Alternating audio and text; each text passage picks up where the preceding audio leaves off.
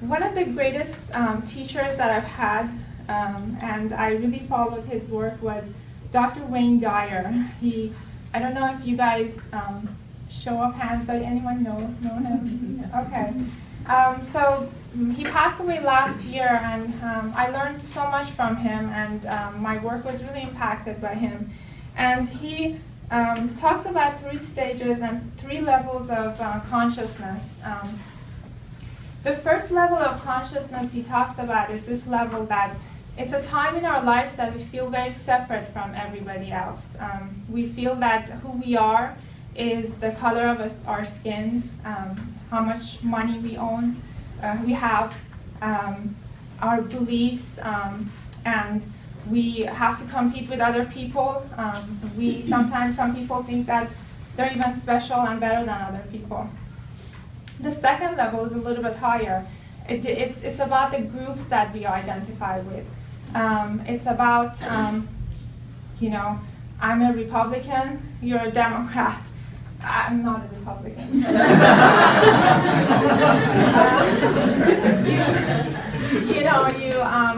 I'm Catholic, you're Muslim. And these group identifications, they cause a lot of problems, wars, conflicts, not helpful.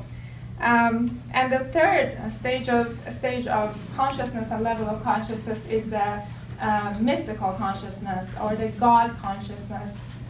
God forbid we use the word God in our field. It's kind of tricky and controversial. But this stage it's about where we find ourselves, that we don't focus on separateness. We don't focus on our differences. We know that we came from this one origin. We're going back from that and want to stay on that path, but by focusing our unity on being one. So he always had stories, and one of the stories that he said about this notion of level of consciousness, it was originally told by a spiritual teacher called Ram Dass, and it goes like this. There was a shepherd who was attending to his flock, and there was a person who was maybe from this level of consciousness that we're talking about, the ego consciousness.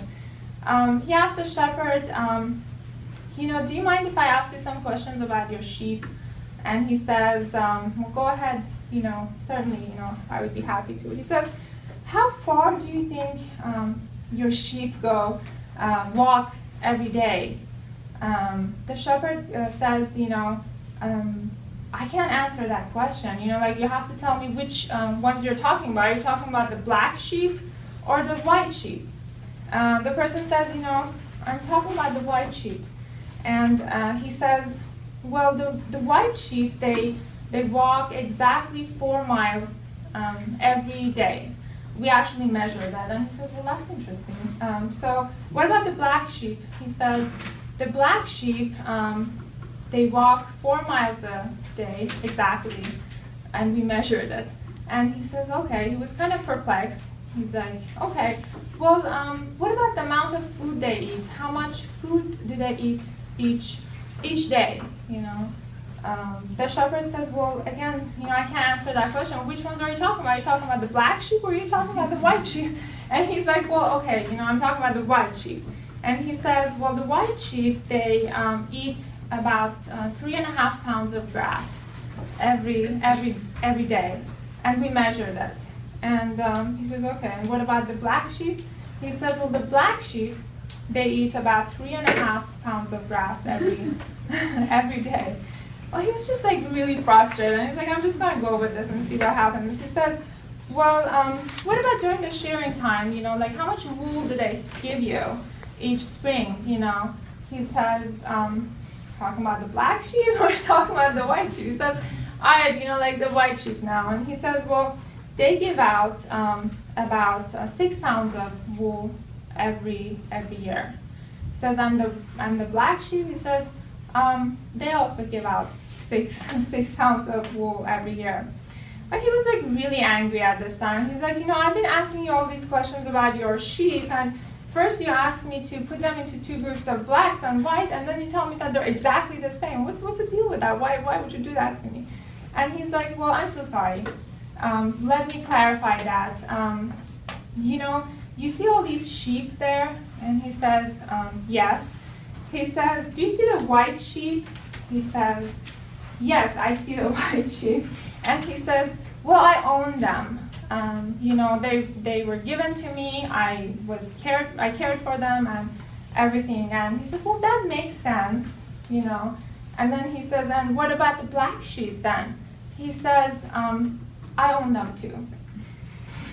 So the notion of this story is that there are some people, or sometimes we are also in that category, all of us, that we want to put everything into categories, categories based on appearance, based on the color, based on physical appearance, based on culture, identity. Even in the field of psychology, we have different orientations. We have psychodynamic orientation, we have cognitive behavioral orientation, then we have 3 waves of cognitive behavioral. We have first wave, second wave, third wave, and the second wave says, the third wave is not a part of it. So what we're talking about is that if we kind of shift our focus from the appearances that are changing and therefore are not real, and take away the brands, even in the field of psychology, because what attracts me to ACT is that that's what they do.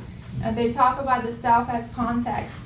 They talk about this essence in all of us that is the same. And while you're sitting with your client, you don't feel you're different. You don't feel you're better. You don't feel you're worse. You feel like you're 2 souls sitting in a room. You have your own mountain to climb. Your client has his or her own mountain to climb, and you're just giving that person guidance. To finish my talk is I want to read you a poem by one of the greatest Persian poets, and this piece of poetry actually has been inscribed at the entrance at the UN, and it goes like this. Human beings are members of a whole, in creation of one essence and soul. If one member is afflicted with pain, other members uneasy will remain. If you have no sympathy for human pain, the name of human you cannot retain.